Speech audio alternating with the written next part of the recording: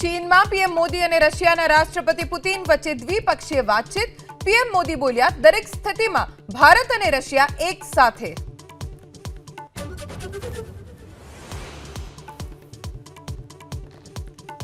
Seven day સ્કૂલના સંચાલકો સામે કાર્યવાહીના બદલે તપાસનું નાટક।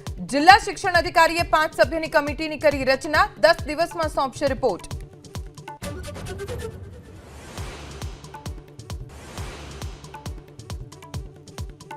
આજથી ખરીફ પાકની ટેકાના ભાવે ખરીદી માટે નોંધણીની શરૂઆત। કોડીનાર અને સુત્રાપાડા તાલુકામાં ખેડૂતોની લાંબી લાઈન।